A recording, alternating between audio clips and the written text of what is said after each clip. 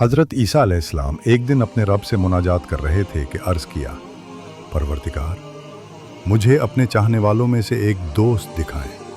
आपको हुक्म हुआ, फ़लाँ जगह जाओ, वहाँ हमारा एक दोस्त है। ईसा अलैहिस्सलाम उस मकाम पर पहुँचे।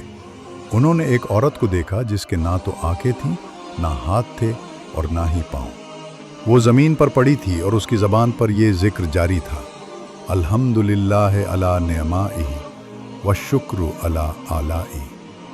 खुदा की ज़ाहिरी नेमतों पर हम्द और बातिनी नेमतों पर शुक्र है। हज़रत ईसा अलैहिस्सलाम उस औरत की हालत देखकर हैरान रह गए। आगे बढ़े और उसे सलाम किया। औरत ने कहा, वालेकुमुस्सलाम ए रूह अल्लाह। आपने फरमाया, ए औरत, तुमने मुझे कभी नहीं देखा, पहचाना कैसे कि मैं ईसा हूँ?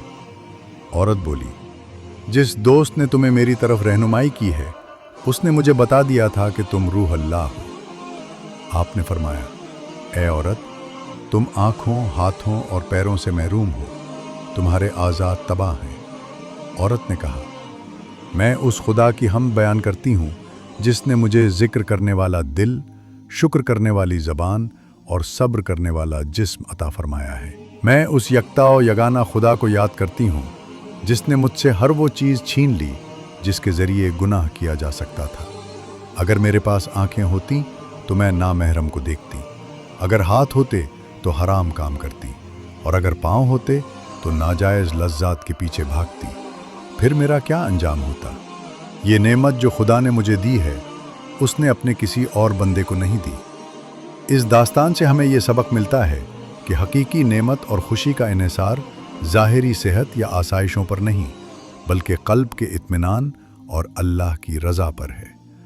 औरत ने अपनी माजूरी को गुनाह से बचने का ज़रिया समझकर उस पर शुक्र अदा किया, जो हमें ये तालीम देती है कि हर हालत में अल्लाह की हिकमत पर भरोसा रखें और हर आजमाइश को बेहतरी और तक़र्रुब इल्लाह का मौका समझें।